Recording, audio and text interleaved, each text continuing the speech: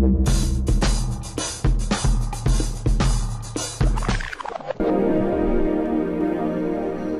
Eggs Media. Faster performance, lower bandwidth costs, proven solutions for content delivery. CashFly. Stop hosting. Start delivering.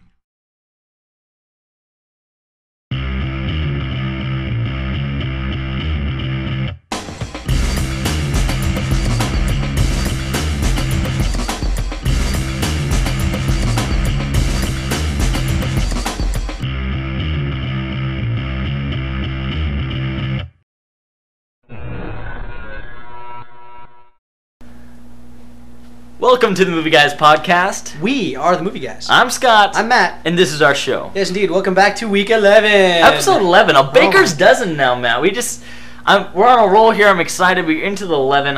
What can you say? I want to meet your baker. Indeed. Why would you? Okay. We actually saw 5 flicks this week. We're going to get in depth with you on 4 of them. You'll understand why later. Yeah. But some of them were kind of limited, hard to get a hold of actually. But yeah, we had to do some magic. Jumping through some hoops. Indeed. Action Matt caught on fire. It was pretty exciting. It was hilarious. These actually aren't even real eyebrows. We faked it. Oh, it looks pretty good. It's good stuff. So let's jump into the first one we got this week, which is Noise with Tim Robbins. Ooh. Right, Noise. This is Tim Robbins, Bridget Monahan. It's about a guy living in New York who is irritated by, first off, car alarms, and kind of starts to lose it a little bit with the whole noise thing. It's kind of like Falling Down. Think Falling Down, and you're going to be along the right lines. What do you think of this, Scott? For starters, I'm not a huge Tim Robbins fan. He kind of always just has the same disgruntled look, and he's kind of, I don't know, I don't like him personally. Hopefully that doesn't affect my review of the film. But this movie, I'm just going to say that I'm a big fan of vigilante justice. There's a lot of times when I think that vigilante justice is awesome. I don't know why, I just do. V for Vendetta is one of my favorite books, graphic novels. Batman, Boondock Saints. Not that they did the movie right at all, but that's fine. And so I was rooting for him, but I felt that they did glorify him far too much in this movie. So he doesn't like car alarms, so he ends up leaving his wife and child, not the child, but the wife, who's very attractive, I might add. And he ends up having a threesome because of it, and he gets all these plus, and there's no controversy, which is one of the things I like about vigilante justice. Like, the movie has you rooting for him the entire time, which I think is kind of, takes an element out of the film. I don't know if I saw it that same way as you did entirely. And I don't think he left his wife. She told him to leave. And that was, to me, one of the things I didn't like about it, was because she didn't seem like she was trying to be very understanding with his situation. She instantly labeled him as crazy, and he was losing it, and she tried to shut him down in every way, shape, or form. And if you're in love with somebody, shouldn't you be trying to support them and maybe try to reach some sort of compromise, or maybe even at least understand where he's coming from so that she can relate to what's happening, and then maybe work at it from there? She didn't seem to do that at all. She just kicked him out, and then she's cheating on him with somebody else. And so then the other girl that he finds, who comes into his life and is kind of what results in the threesome later, which was awesome, did support him. I mean, she completely supported what he was doing, but she knew that there was nothing more than what they were doing. And I liked his arc going from this kind of thug, a vigilante, which, as much as vigilantes are cool, it's still wrong, legally. It's just wrong. And it's not really the way to get your point across. And there was an arc there. He went from being just this thug vigilante to affecting change in an actual way. And I like that. Although I do think that I hate comparing movies to each other, because I think that's a lot of pitfalls lie when you do that. But the closest thing I could think of would be Falling Down, and this felt like a really toned down, friendlier kind of Falling Down. Yeah, I agree with that. Michael Douglas in Falling Down totally loses it. He starts shooting people, and there's all kinds of crazy things going on. Tim Robbins has a baseball bat, and he hits cars. He has this weird scene where he's dancing around with a baseball bat and hitting cars. It's kind of weird, kind of awkward. I didn't like that middle portion of this film. One might say the arc, I thought that the arc didn't contain him actually doing anything with cars, actually trying to cause a change. It was his relationship with these women that he comes across, and I didn't think that it made much sense. And I didn't think that one led to another. I thought the first led to the end, but all the middle half an hour of this movie was kind of worthless to me. I didn't find it entertaining. I didn't find it captivating, intellectually. I didn't think it was needed at all. And it was a short movie, so... It was a short movie. So, I mean, I think that they just were like, oh, well, we have this good idea about this guy who wants to stop all the car alarms, and then we want him to realize that he can't just, break into all the cars and cut the wires, so he'll do this other thing to cause change. And that's a half-an-hour movie. We have to plug in a threesome. It was kind of like the filmmaker was trying to just get on his soapbox and convince people of his train of thought. And I do agree with the idea that people who let their car alarms go off for hours at a time are freaking a-holes. Yeah. That's inconsiderate. No, I like the message they were going for, but like you said, I don't know. It kind of got convoluted and lost along the way somewhere, and it didn't really... The scenes with her, the second girl that kind of helped him through the situation, it just happened so fast, and so it was kind of like... The whole movie felt really rushed, like you said, as if there was just a small idea and they tried to stretch it into a feature film. It was like they added that in there because they felt that they needed something, but it didn't go along with the story very well, so they cut it short, which ends up making it just filler because it wasn't a very well thought out idea. Did you think that William Hurt looked dead in this movie? Yeah, he looked super pale. Did he turn into a vampire since I've seen him last? Eyes are kind of saggy, and he doesn't really do anything. He was a big jerk. William Baldwin was in this movie. I mean, God bless him. He was. He was awesome. William Baldwin's always awesome. Yeah. What are you gonna give this? I'm giving this movie a 5 because I did like some of it, but there was so much that took away from what I felt the main story was that I wish I could just edit the first and half and put them together and watch a half-an-hour entertaining movie. A long trailer. Yeah. I too am going to give this movie a 5. It's very forgettable. It isn't horrible, but it really isn't worth the short amount of time it takes to watch it. Yeah, and one other thing about Tim Robbins, and maybe this is his personal life, me bickering, but there are a lot of one-liners in this movie that are very political, that kind of felt out of place, and just like jabs towards the opposing view, not concerning car alarms, concerning anything else in the world, and it was just kind of unneeded. I didn't notice that too much, but then again, I probably wasn't really looking for it. You know what I mean? Well, I think they were looking for people like me that were going to offend. You know what I mean? Yeah, like they were trying to piss people off, kind of. Yeah. So, well, that's the noise. See it or don't. It's just that. It's just a bunch of noise. It's a bunch of noise. Let's jump over to a really interesting film with Ellen Page called The Tracy Fragments. Mm-hmm. We're at The Tracy Fragments. This stars the wonderful, beautiful, sexy, awesome Ellen Page. I'm not biased at all. It's a story about a girl looking for her lost brother, and it's told and edited in a very different way than most films are. You'd have to see it, I think. What did you think of this, Scott? Like you, I'm a little bit biased. I really like Ellen Page. I loved her in Juno last year and in Hard Candy. I hadn't seen Mouth to Mouth. But in this movie, she plays a similarly aged character, but a completely different one all at the same time. And like you said, this is a very interestingly shot movie. It's shot... The only film I can compare it to is the couple of scenes in the Hulk, the original Hulk, when they were frames, different comic book style frames, and then they would meld together and then start anew. But it's really very interestingly shot, and I think is fantastic. I fell in love with how they shot this movie. Absolutely thought it was genius. I don't know if I personally can't go that far. What I did feel, I liked it a lot. I thought it was very different, very interesting. What I did feel like as I was watching it was that if I looked away from the screen for like a second, I was going to miss something important. So it created this kind of frantic feeling as I was watching the film that I had to focus really intently on what was happening so I could figure out what was happening. Because you're looking at all these different frames that are moving, they blend together and whatnot. So it's a little... I can see how it could be disconcerting for some people to watch a film this way. And I definitely wouldn't want to watch a lot of films this way. But occasionally, doing this is an interesting way to tell a story. Yeah, I think it paralleled how she was thinking, because in a certain like high intensity scene, there would be all kinds of frames, and it would be close-ups on several different characters, and like people would be fidgeting their feet, so it'd have a close-up on that. Yeah. And then when it was kind of a slower, just like a walk or something, it was more of a one-shot or two different frames. Well, sometimes it'd have all the frames would be of the same shot, but it would just be like an actual shot with like just some breakup in between them, and they would all kind of blend together. It was interesting. And sometimes they were even the same angle, but timed a little differently. It was almost musical. Yeah, it was like it was very poetic in my opinion, and it was used so well. For instance, one scene, Ellen Page is talking with a therapist, and there's, let's say, 4 frames on each of their heads, and the therapist's writing and Ellen Page's hands. And they would talk, and then Ellen Page would say something, the therapist would respond by writing something down. And as soon as she started writing something down, you saw Ellen Page's fingers start fidgeting. And it just built the tension, and it was just used so well. I was afraid this was going to be a gimmick in the beginning, but it was not at all. I think it was a very useful tool to tell this story adequately. I think if they wouldn't have done this to tell this story, the story would have been less worth watching or hearing. Yeah. Although I do feel like I wasn't, and I don't know if this is intentional or not. It probably was intentional if I'm gauging the style of the filmmakers properly, and I might not be, but I felt like the story did not end in a satisfying way. I left feeling kind of,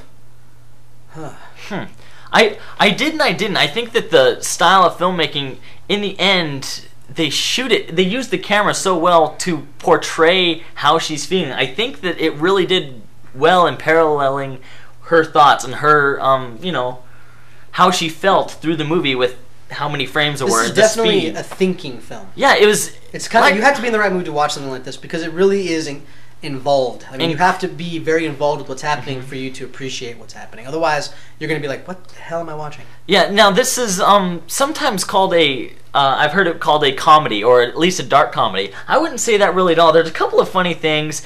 She gets grounded for 2 months and hypnotizes her brother to be like a dog, which is kind of a funny concept in and of itself. I think a lot of the things that happened were funny. The way she was in love with the boy, Lance from Toronto was funny. The Crow. I don't know. There was a lot of things. This is, to me, definitely a dark comedy. If you've ever seen like Igby Goes Down with Kieran Cook and stuff like that, that it shouldn't be funny, but if you like dark comedy, it's funny to you. I mean, and this movie was funny to me a lot of times. It wasn't like laugh out loud kind of funny, but it's like Rushmore funny, where you just inside you're rolling around inside because you're like, that is hilarious. Maybe, but the thing, but I think Billy Zero was his name. Is that right? Yeah. That was incredibly depressing and sad to me personally. People thought it was funny. I didn't think it was funny at all. I found it really depressing. And then in the conclusion of the film, you realize what that all kind of meant, and it just kind of kicked me in the face. What would you give this film? I would give this film an 8.5. Wow. Absolutely love this movie. I've seen maybe a couple better movies this year. Absolutely loved it again and again. I watched this twice, and it's been available to me for just a couple of days. I loved this movie. I'm going to go ahead and give this movie a 7.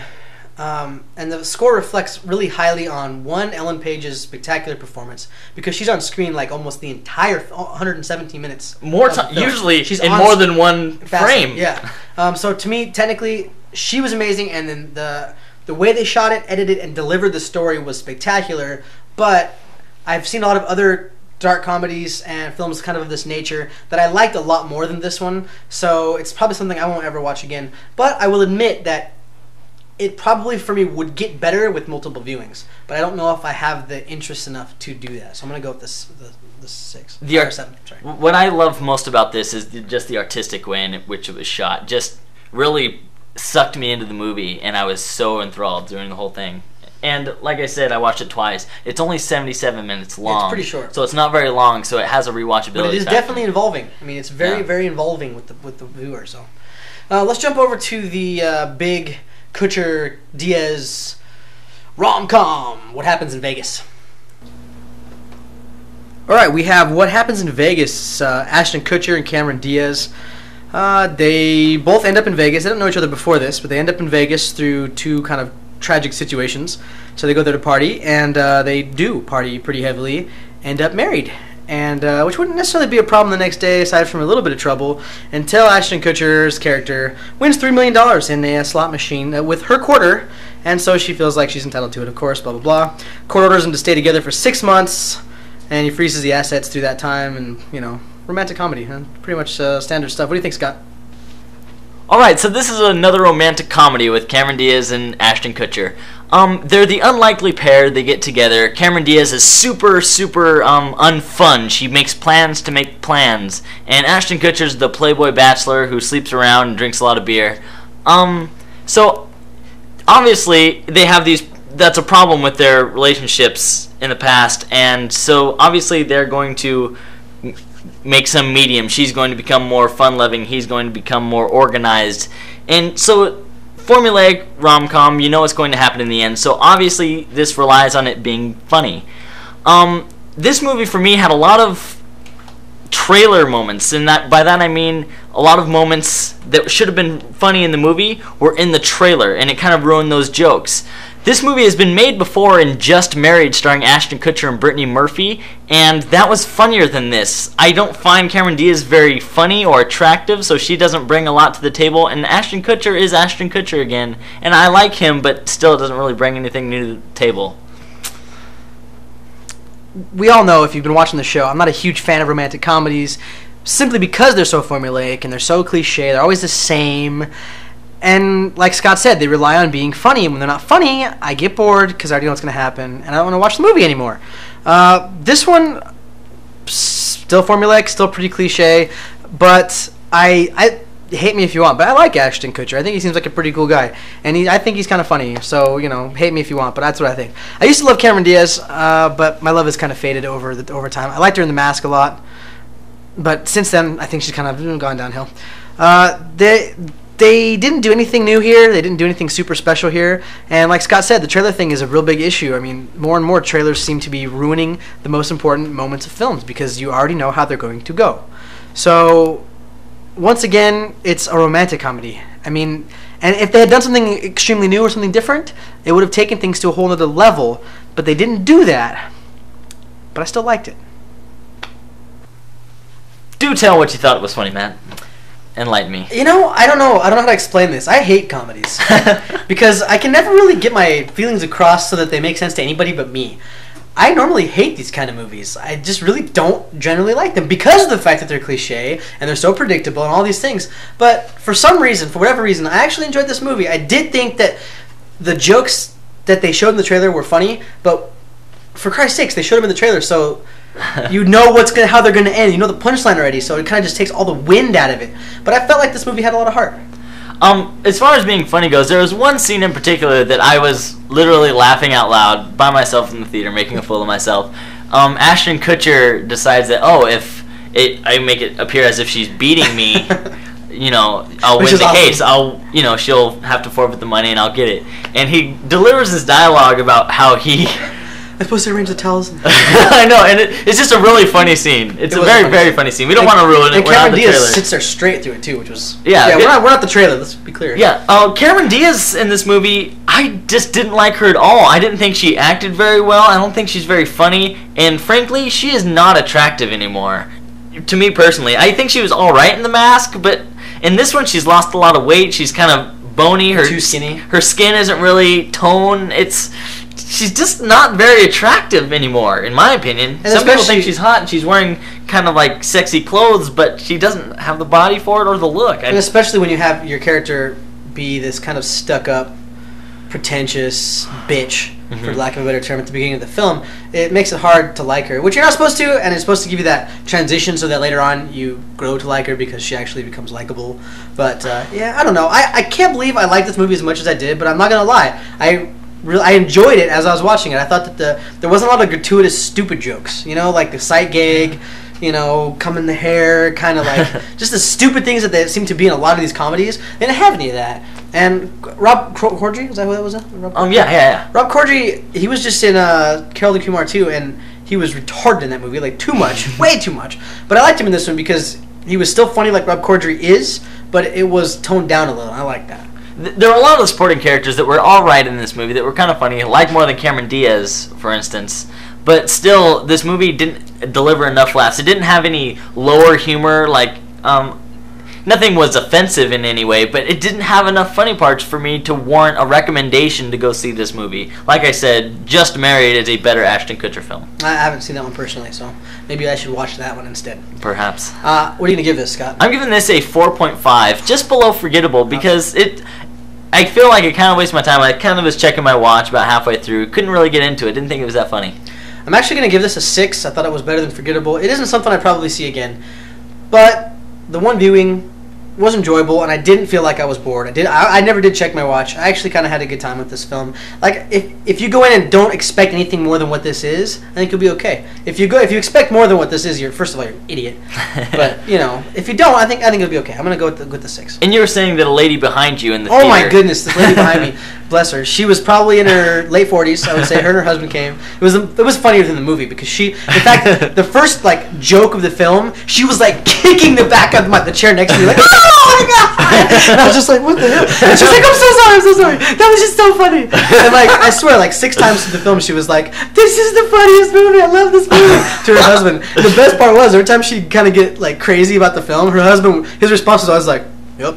That's all he ever said. It was awesome. Yeah. So, I mean, you know, this movie is going to please somebody, but Yeah, for somebody that sees a lot of movies, a lot of comedies, it's just subpar to me. I'd It's like them to reach for a higher bar. Yeah. You know, like the ending of this film, without saying it, is what you'd expect, and it didn't have to be. It didn't have to be. Do something a little different. You know, my best friend's wedding ended in a way you didn't expect. I still think it's one of my favorite romantic comedies of all time. So, you know, step out of the box, Hollywood. Try something that isn't predictable for once. That hasn't been done 100 times. And now, on to kind of something that's controversial. A lot of people are like, I don't want to see this movie at all. It looks stupid. Yeah. And other people are like, this looks fun. Yeah, it's my beloved Wachowski's Speed Racer. Speed Racer.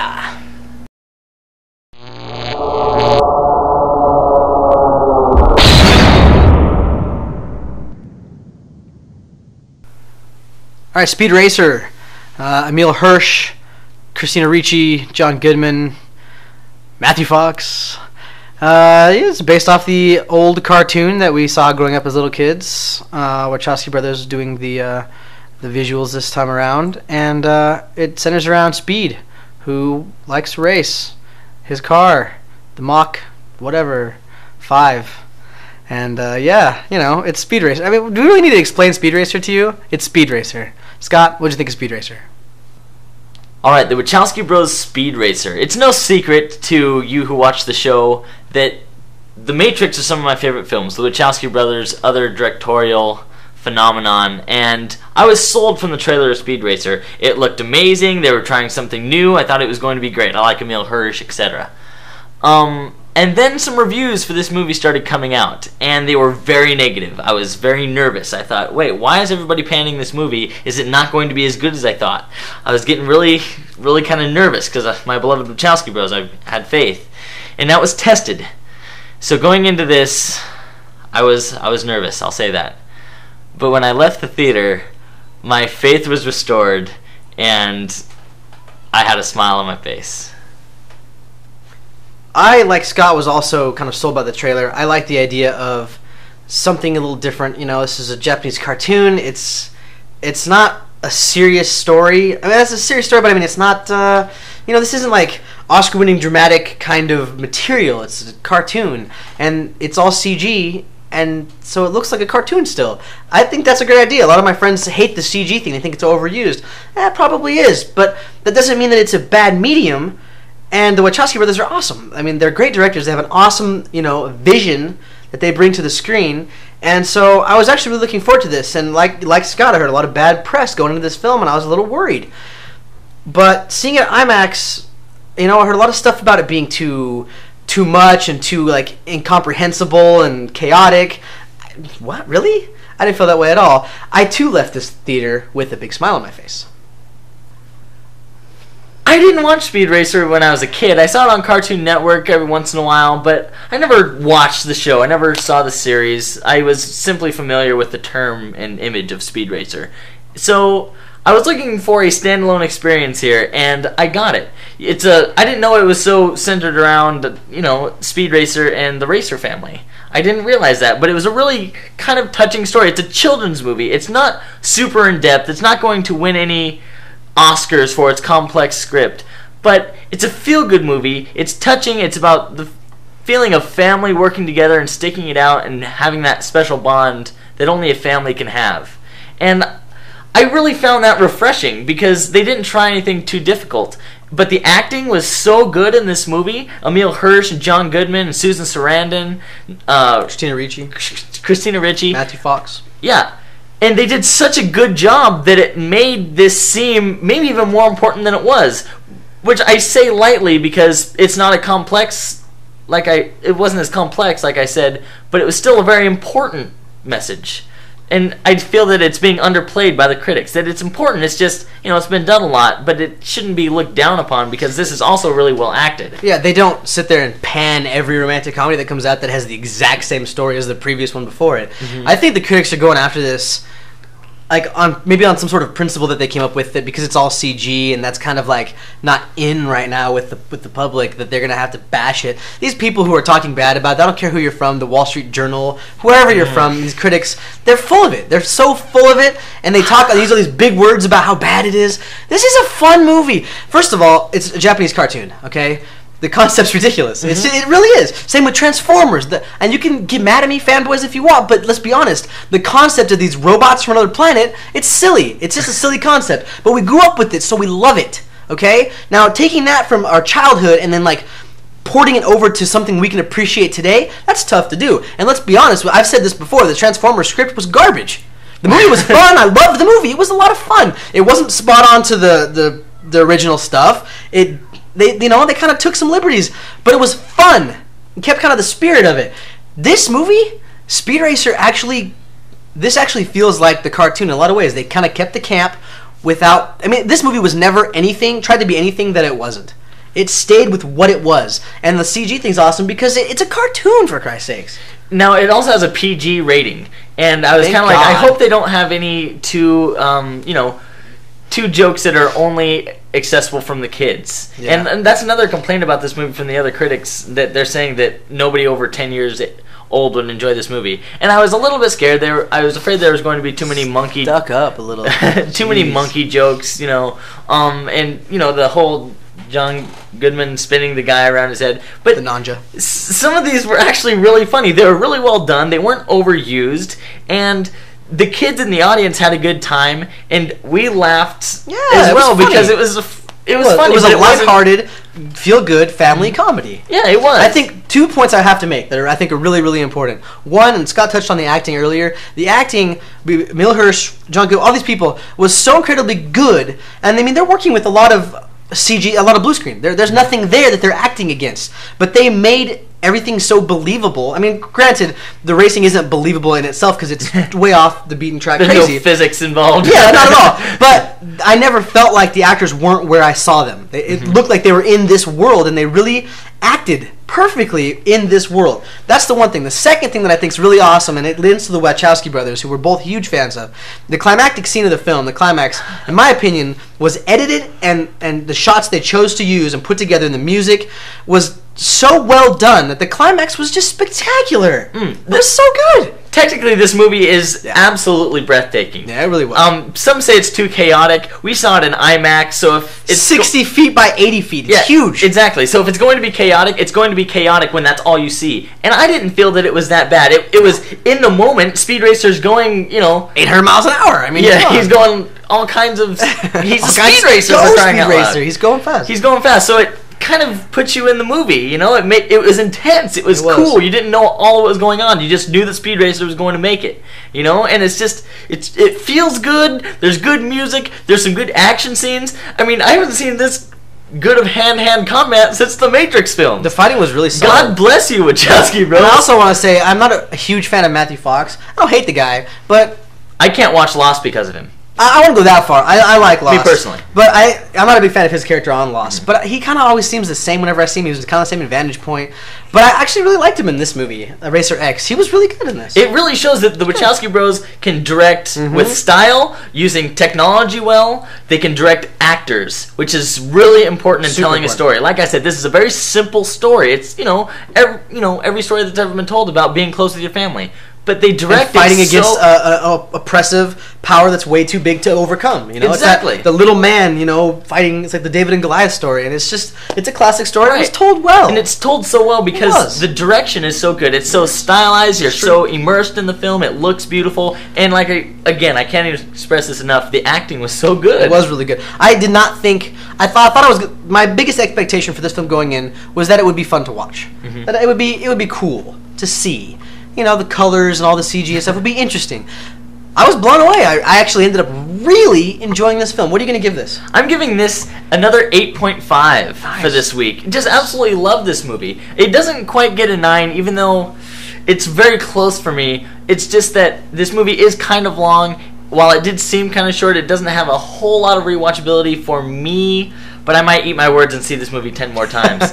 So I can't really say why this isn't above an 8.5, why this doesn't reach a 9, other than that's just where it hits you. It's where it hit me. Yeah. So I'm actually going to give this movie a 9. I had a lot of fun. I did feel like this was pretty rewatchable. This is one of those films you can show your kids. That's so clutch. Too. Yeah, I mean that's so important these days to have movies that you can show your kids that don't have the heinous like dick and fart jokes that you're gonna have to like try to not get them to repeat over and over again. And you know, like there's nothing really bad in this movie. They did such a great job. I'm gonna have to go 9. This was fun. 2 weeks in a row, something excellent to go to the theater and see. Mm-hmm. You should have something to do if you haven't seen them. Most definitely. Yes. We can talk about this all night, but we have an extra special treat for you guys. We had an eventful weekend in Literally Emerald City. An eventful weekend. Yes, we actually we went over to Seattle, like we said, to see this Speed Racer in IMAX. The IMAX screen over at the Seattle Science Center, which was always a lot of fun. And there was also something else going on this weekend.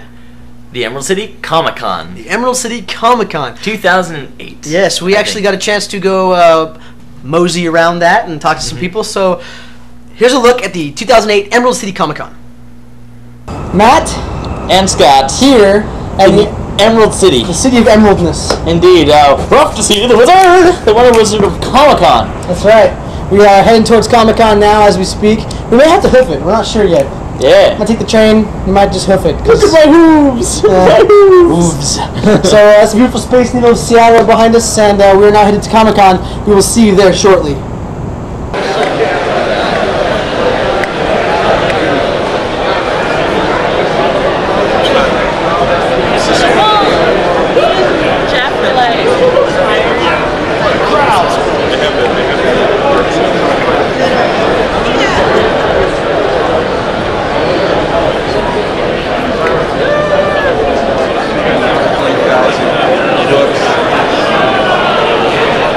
So, is this your first time to a Comic-Con or no? Nope, this is about the fourth one. Fourth one? What are you expecting? What are you expecting from last year? Maybe the years before? More people and stuff here. Yeah, colorful people. Yeah, hoping to see a few more costumes the last couple of years. Always fun to see that. So, is this your first Comic-Con? Oh, no. I've been going to this specific one for, since basically about 5 years ago. Okay. So I started when it was at the smaller place. I've been to the big one. I've been to the San Diego Comic-Con. Okay. About 3 years ago. So. Okay. How does this stack up with the San Diego? I like it. It works pretty much because it's a little smaller, more intimate, and you get to see more people. You get to go to better areas, and that makes a big difference. Yeah. I mean, you instead of the San Diego, you really much have to be there from the minute it opens to the timing, and you're not going to get half the people you want signed or whatever. See, yeah. And this way you can get to see everybody, and pretty much the big names come here too. Yeah, how long have you been here? Like 2 hours? 2.5? 2 hours? You've been here at 5:30. I have a friend who was here at 5:30. Okay. Very cool. I use my minions well.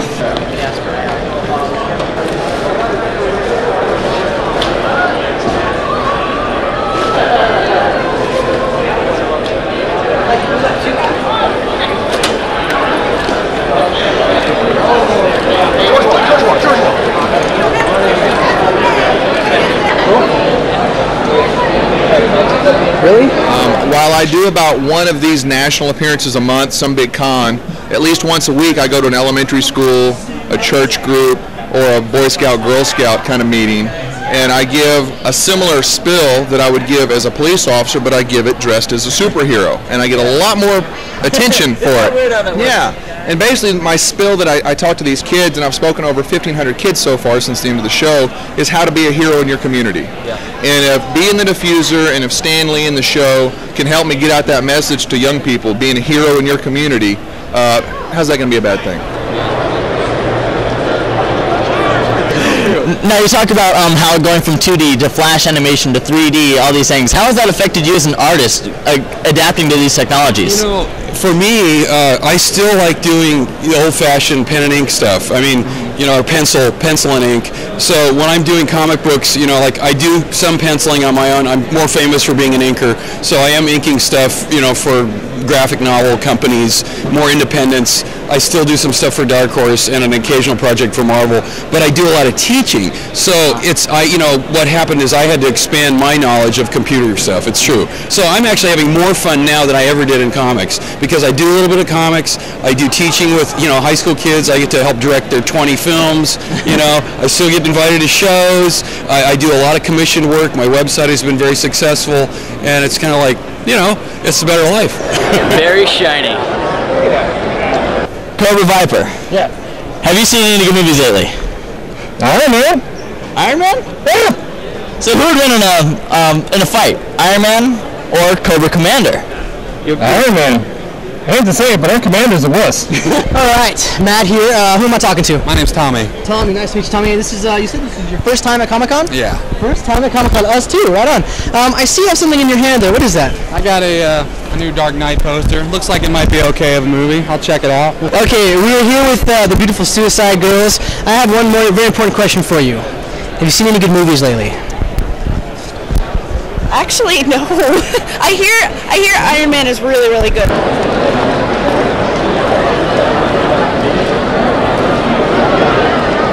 All right, we are here with two very important people. This is Nikki and Nick. That's easy We're enough. married. Nikki and Nick. And we want to talk to them about something very important. I just caught them at this booth, this wonderful booth behind us here, buying something very important. What did you get there? I got the newest episodes of the Serenity comic. Shiny. Now, I don't know if you know, the Star Wars Clone Wars cartoon is being, it started off with a movie, a live action, a CG movie in the theaters on August 15th. Have you seen the trailer for that yet? Yes. Thoughts? It was bad. I wish I was in it, but what can you do? Everyone likes Commander Cody more than me. We overheard him talking in line about the new Hulk movie coming out on June 13th, and you are... A little bit skeptical because they were advertising it as not a sequel before, but now they're kind of advertising it as it might, excuse me, it might be a sequel. So, damn, sorry, a little cold. So, I'm a little bit skeptical. I'm gonna go see it day of release, but I'm not. You're not holding your breath. I'm getting prepared. Yeah, you're not holding your breath. Yeah. What do you think of Edward Norton as Hulk this time? I like that choice for Hulk a little bit better. He's a little bit nerdier, which is supposed to be, Bruce Banner is supposed to be a little bit nerdier, so I'm a little happy about that. In general, the whole casting is a little bit better this time around. What I do is I'm the official art rep for several artists, Richard Moore, Rafa Sandoval, a few others, and I'm here selling their originals, sketchbooks, prints, what have you. We're also working with Hero Initiative, doing a little fundraiser to help them out as well. We've got a raffle going with some original art by some of our artists featuring Iron Man because of the big new movie out right now. We figured it was a great time to do that, and that's pretty much what we're doing here today. All right, so what's your name, sir? My name's Evan, but you can also call me Gambit. I can see that, I can see that. Now, you're going to be in the new Wolverine movie. What are you expecting from your own performance? Well, it's probably going to be pretty outstanding, because it's me. All right, so have you seen any good movies lately? I saw Iron Man on Monday. It was pretty good, especially the last 30 seconds. Yes. If anyone hasn't seen it yet, stay through the credits. What's your name, sir? Frank. Frank? Yep. So I assume you've seen Iron Man. Yes, I have. As a big Iron Man fan, what were your thoughts? I like the screenplay. I like what Robert Downey Jr. He epitomized Tony Stark.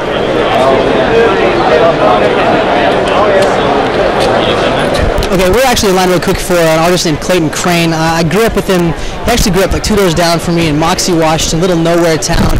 And he's just an amazing, amazing guy and an amazing, amazing artist. And he's just done really, really well. He's got an awesome fan base. He's got a line here at Comic-Con. Really cool. We're going to try and talk to him real quick if we can, so hang with us.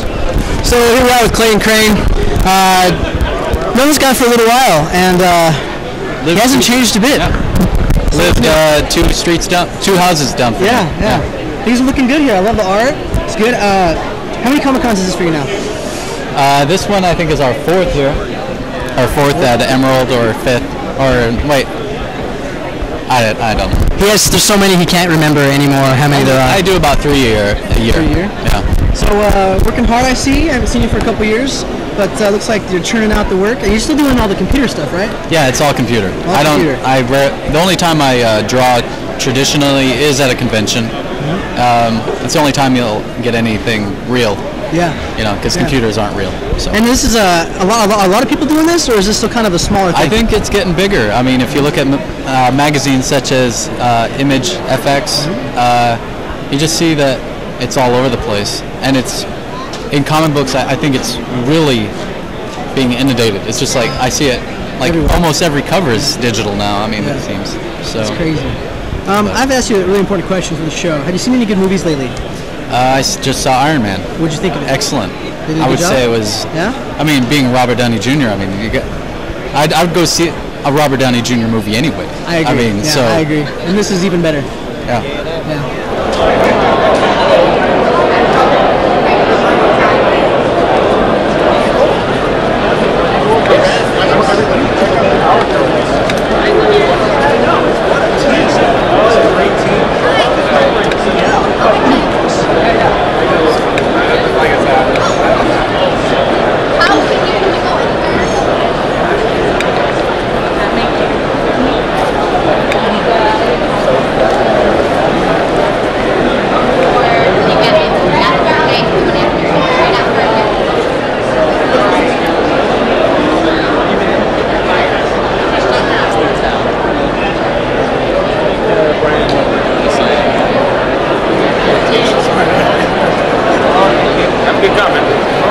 Spaceman John. Spaceman John.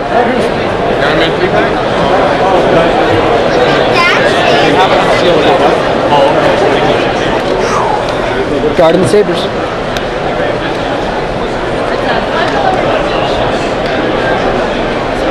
You've been watching the Movie Guys podcast. We didn't get a chance to be there very long, which was really unfortunate. We wish we could have stayed longer. Got to speak to maybe Jamie Bamber or Julie Benz or some. Will Wheaton was there. Tim Sale was there. I saw Ed Brubaker, the artist. But for the brief time we were there, we got a lot of stuff in there. It was a lot of fun, and hopefully next year we'll get to spend some more time there. It was my first time going to a Comic-Con, and I don't think you can know exactly what a Comic-Con is like unless you go there. I hear all these people saying it's so much fun, there's so much to do, so many colorful people, and people are all nice. But I was really blown away by how nice everyone was. Everybody we went around and talked to was very friendly. Everyone seemed polite. It's packing that many people in there. You might get some elbows or something. People are kind of rushing around, but no, it wasn't. Everybody's like like, that. excuse me. Oh, sorry. It was everybody was very polite, and it was a really good time. Yeah, we'd like to extend a thanks to the Convention Center, Seattle Convention Center, and everybody who hosted the Comic-Con this year. All the vendors, all the guests, all the artists, all the fans, all the people that we got to interview and were kind enough to jump on camera with us. Thank you so much. What a great time. Oh, it was such a fantastic So much time. fun. So much fun. Well, we hate to get off the fun topic of that, but let's move on to another fun topic. Yeah, I like fun topics. Trailers.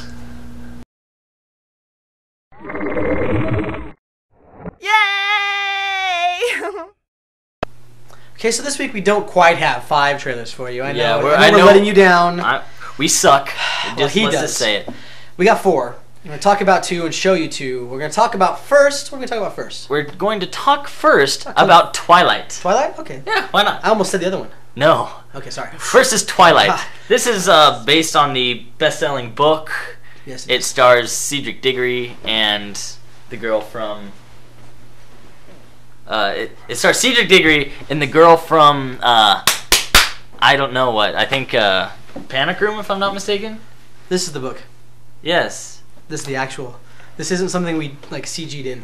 Yeah, we actually have a copy of the book on the set. Matt wrote it, so he has the manuscript and stuff. It's in my spare time when I'm not doing the Movie Guys podcast. Plug. But no. All right. And next, Kung Fu Panda. Jack Black plays as a big panda who knows fat Kung panda. Fu. Yeah. Who doesn't really know Kung Fu at all. Yeah, it's a DreamWorks His picture, Kung Fu is that right? no damn good. It is a DreamWorks picture. Mm-hmm. They have the new trailer up. We're not showing it to you for a reason. It shows more that you don't need to see. Are you sold on this? Probably. If you're not, the new trailer isn't going to sell you anymore. So why watch it? Yeah. Just get excited and go see the dang thing. It looks good. I'm excited. Jack Black looks very funny as a panda. As always. He looks funny as everything. Yeah. So Panda's no different. Without further ado, the ones we're going to show you this week are, well, let's say the first one. Just the first one? Is The Rocker.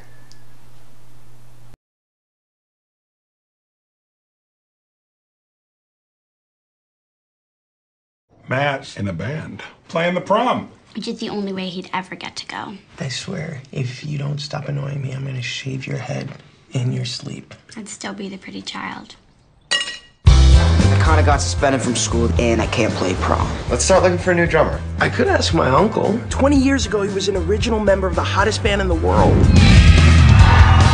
They want you to replace Fish. Fish will land on his feet, right? You traitors! Start the band, man! Start the band! It's gonna be awesome! You sell me out just like that?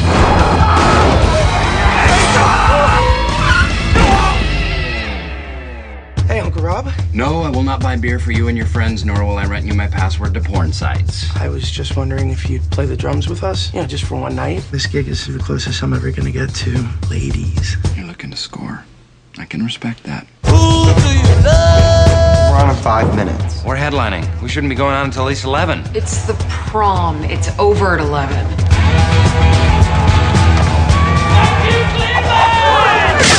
ADD just landed itself a new drummer. I have a way we can practice. Mic check. Is this thing on? It's not a microphone, Uncle Rob. It's a camera, it's not a mic. I can hear you. I'm just taking a little noodle break. Hello, YouTube. Dude, the naked drummer is huge. You know what that sound is? That's the sound of the money truck backing up to your front door, hoss. This summer, We're hitting the road. Midwest tour. You heard me, Curly Sue. My mom's not gonna let me go. You don't ask your parents for permission to rock.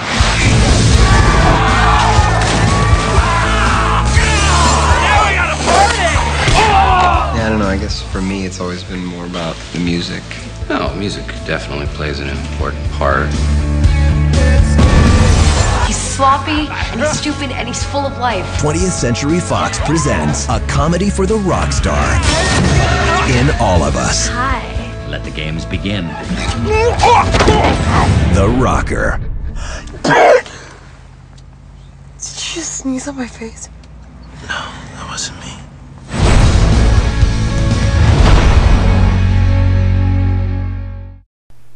Rainn Wilson. Oh, what a refreshing looking comedy. Like, really. I just laughed all the way through this trailer. I thought it was very funny. It's not Apatow. It's not something that I feel that we've seen before. It just looks like a really funny cast doing what seems to be a really funny movie. I'm looking forward to this in a big way. I think it looks funny, but at the same time, a lot of the comedy I'm already tired of seeing, even just in the trailer. Like, Rainn Wilson, all he does is screw up. And like fall over and knock things over and act like a fool. And I think that's the point, but at the same time I'm kind of like, do I really want to watch 90 plus minutes of this? Do I?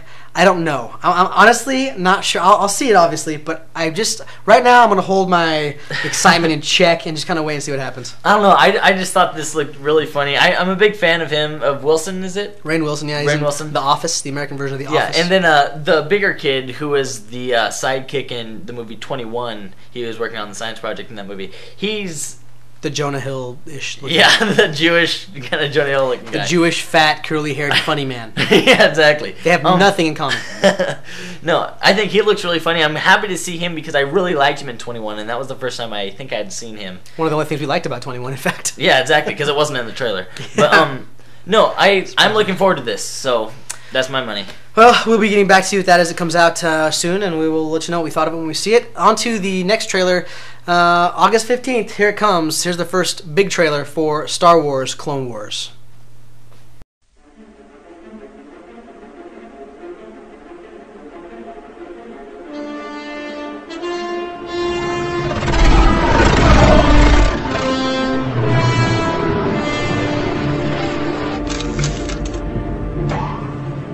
In this war, a step ahead of us, Dooku always seems. Here they come! Man down!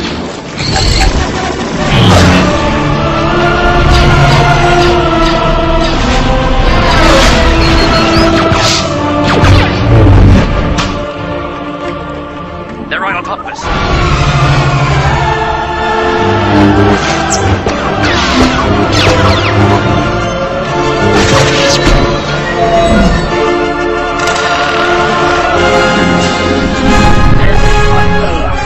Where is Skywalker?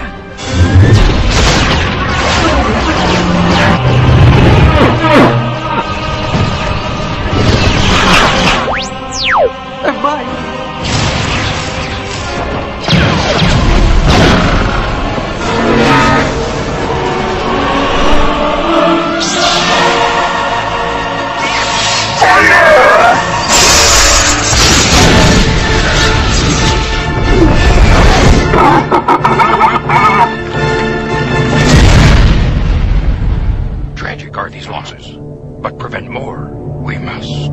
You lock the coordinates, R2? Let's go.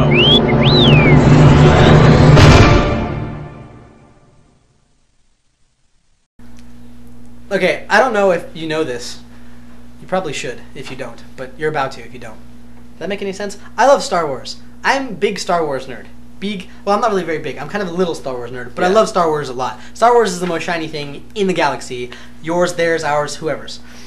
And so, I'm excited that they're doing more Star Wars stuff, but I don't know how I feel about this trailer. When I saw this, I thought it was the new trailer for Star Wars Unleashed on the Wii. Because, frankly, the graphics in this movie don't look very good. It leaves something to be desired, for sure. For crying out loud, Episode 3 was pretty much 90% CG. Yeah. You think they could have worked something that looked pretty awesome. Well, this one almost looks like cel-shaded. It almost looks like Wind Waker on the GameCube. If you have... Okay, we had the Genndy Tartakovsky, who is the man, who did the Clone Wars cartoon before that bridged Episode 2 and 3, and his animation style was freaking awesome. And his directorial style was even better. Why isn't Genndy Tartakovsky doing this one? And why does it need to be CG? Is animated not good enough anymore? Yeah. Like, really? Does it need to look boxy and weird looking and have, like, bad mouth movements? It looks like Lego Star Wars. It moves funny. The visuals, like the panoramic like scenes and the space stuff and the ships and stuff look pretty cool. But I'm just not really fond of the character models at all. Yeah, the truth is that it's Star Wars. Chances are we're gonna love it. We're probably going to love it. Probably. But at first impression, we expect more from Star Wars. I really did. Some people expect less, but some people expect more. Yeah. I was one of those big Star Wars fans myself. Especially after the first Clone Wars cartoon with Genndy. That one it set the bar so high. Now I really feel like this one doesn't even look like it's reaching for the bar. It's just like, here's some more. It's interesting. I'm sure it'll be great. But you know, we'll eat our words in August 15th when we do the show, and we're like, it's the best thing ever! Oh my god, I love it! And tears are streaming down my face. Exactly. Like I said, we're probably going to love it, but we're kind of like, wait, what? Yeah. Yeah. Okay, so if it's Monday morning once again, they seem to just fly by, don't they? They do. God. And that makes tomorrow Tuesday, and we all know what this Tuesday is. Independence Day. Woo! What? It's Independence Day. Okay. Ecuador gained their independence. In what year was it? 1830. 1830, yeah, 1830. Ecuador gained their independence. We're celebrating with Emma Watson and Jack Nicholson. The golfer's the other one. The golfer's coming too. The Golden Bear, as it were. He's coming. He's coming. DeVito's coming. DeVito and Clooney are coming. We sent out the invite to Clooney, but we're not sure if he's going to make it. Yeah, chances are he's saving the Ecuador. Quite frankly, Carlos Valencia's coming. Yeah, Carlos Valencia, what a great man. Dude, he is a statesman and a scholar for Ecuador. I'll tell you that much. So that's this Tuesday. Actually, it's DVD release day. I keep thinking Scott's gonna remember, but I remember last week, or was it the week before GTA 4? Before GTA 4. We know what's important there. Yeah. Let's show you what comes out on DVD this week.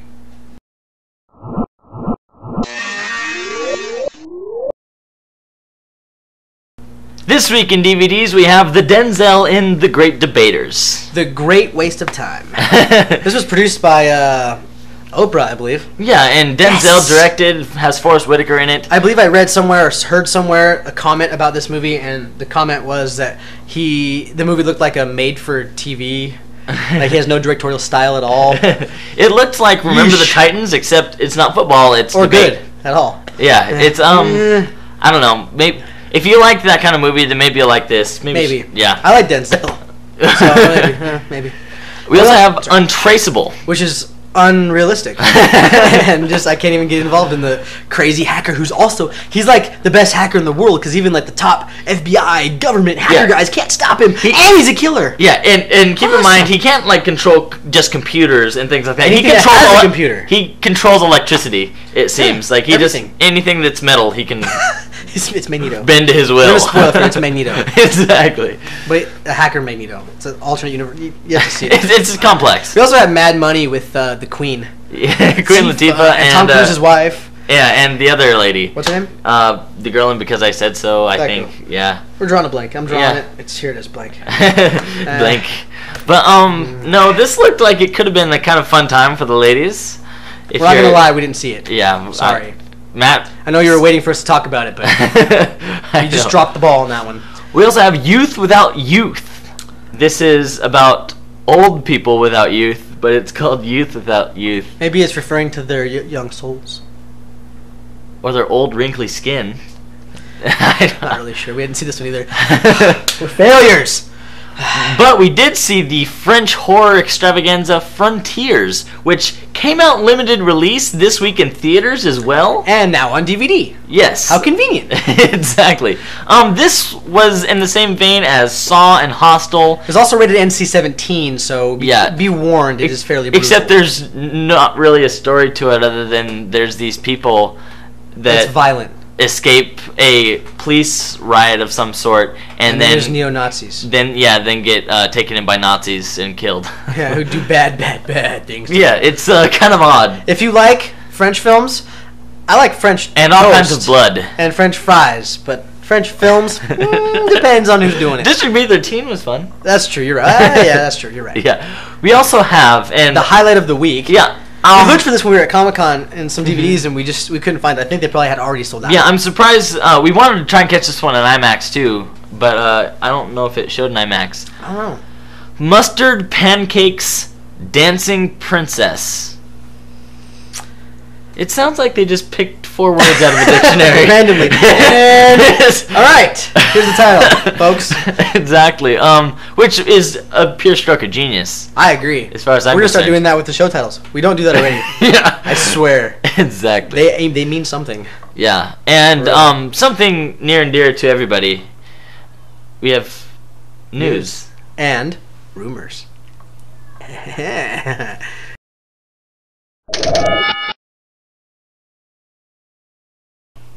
Rick Yoon has been cast to play the antagonist to Korean superstar Rain's protagonist in the Wachowski brothers Ninja Assassin. Awesome. I mean, combining Wachowskis and ninjas is like...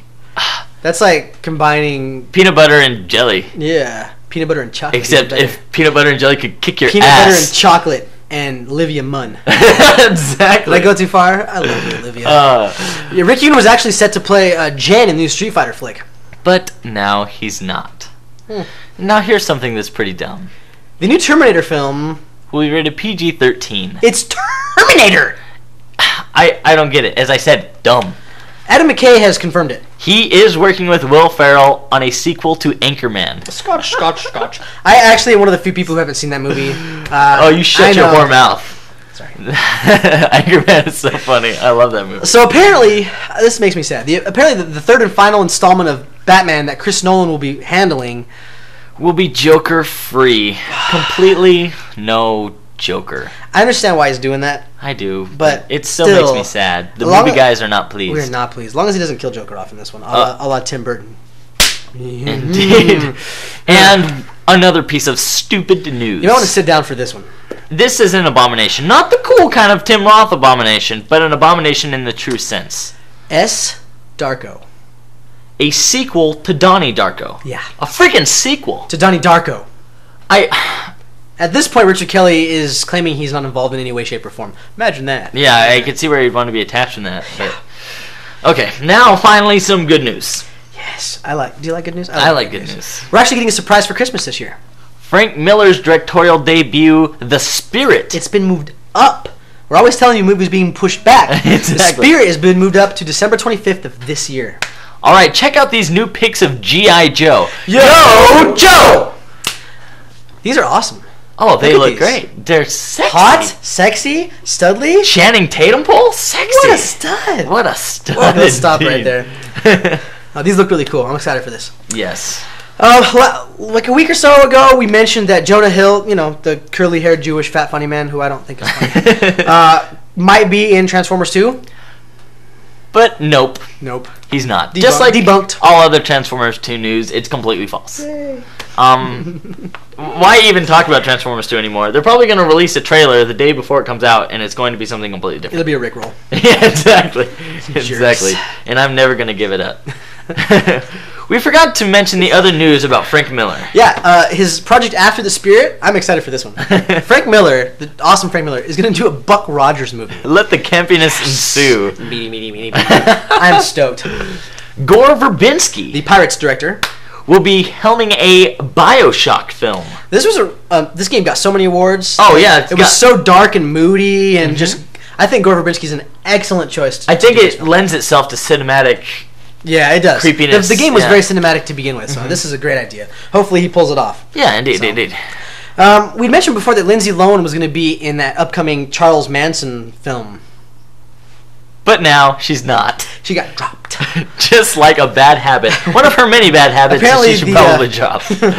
Not that we're judging you. No. Really. Hell, I'd play very it much. there.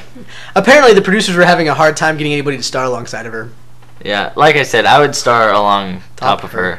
That word? I was just joking. Freckly body. Sorry.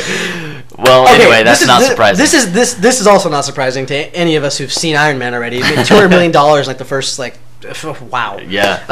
Iron Man 2 is being fast tracked for a tentative April 30th, 2010 release date. But that's not all. No, it's not. 4 on June 4th, 2010. And Captain America, May 6, 2011. Wow, and then, folks, the groundwork has been laid.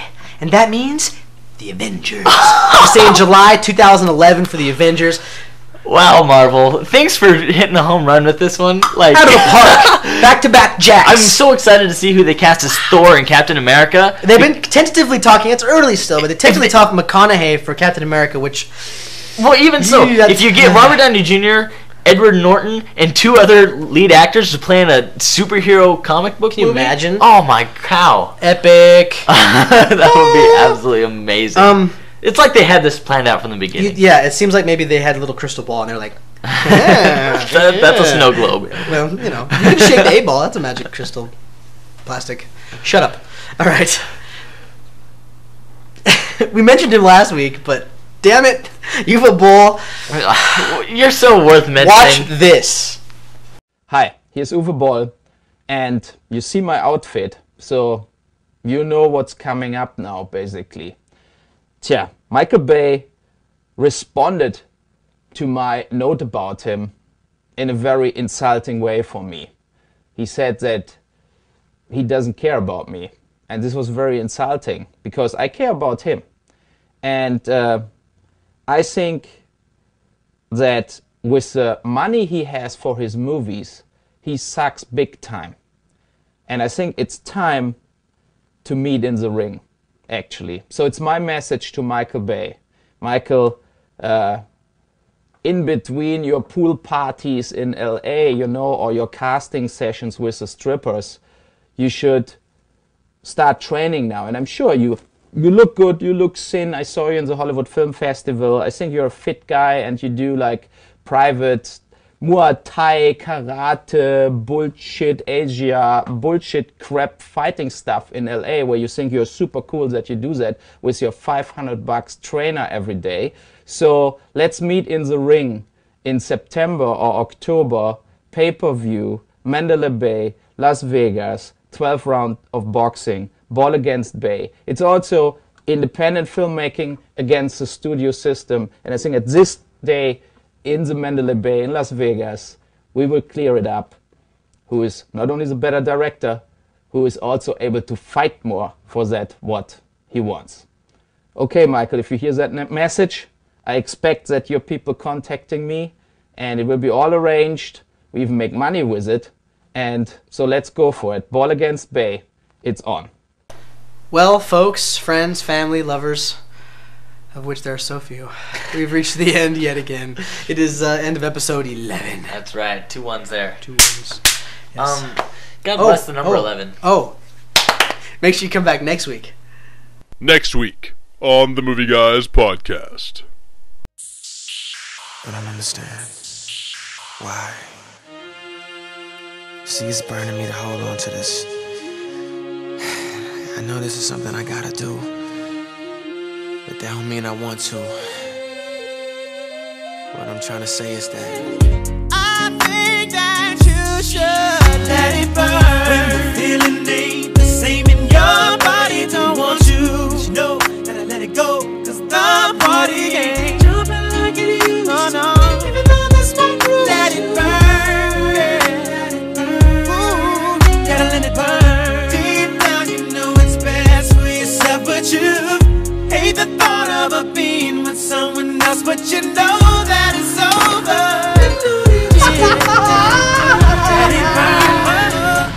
That looks fun to me. Oh, that looks like a great time. I look forward to next week every week, as I'm sure you do. We always look forward to what we do in the future. Yeah. And when we see it first, it's even that much more exciting. I know, exactly. And as you can tell, our trailers don't ruin anything for next week. Not at all. That's because we're awesome. Exactly. But you're awesome too, and you should probably like jump on our forums and talk to us about stuff. Because even if we make fun of you, at least you'll get on like the internets. Yeah, the internet is a welcome place for all kinds of people, even if you don't like people. Even if you like News Island. Or August Rush or... Oh God. The Spartans. Well, you've been watching the Movie Guys podcast. Episode 11. Chocolate covered bacon. Breakfast of legend. I'm Scott. I'm Matt. And remember, kids. Shut up! Loud noises!